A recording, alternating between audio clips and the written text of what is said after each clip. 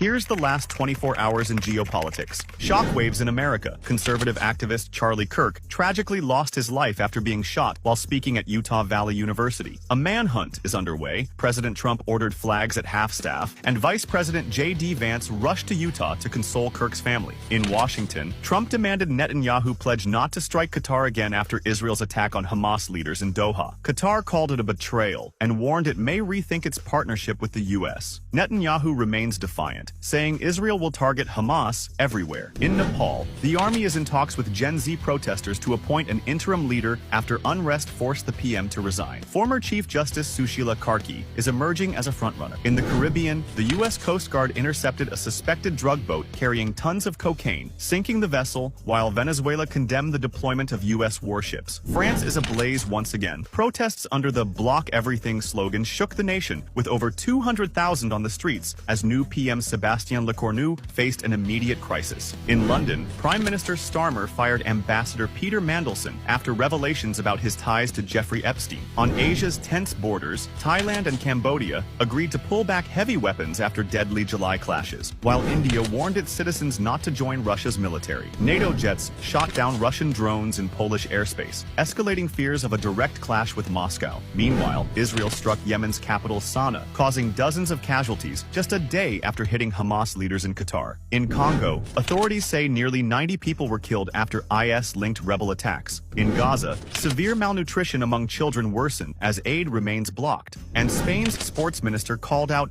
double standards, urging Israeli teams be treated like Russian ones were in global competitions. America marked 24 years since 9/11 with solemn tributes. In the UK, Prince Harry met King Charles for the first time in 19 months. Australia announced $1.1 billion for Ghost Shark underwater drones to bolster its navy. And in Georgia, over 300 South Korean workers detained in last week's ICE raid were flown home, testing U.S.-Korea ties. Finally, in Tunisia, activists preparing the Gaza aid flotilla reported another suspected drone strike, which officials called an orchestrated assault on their mission.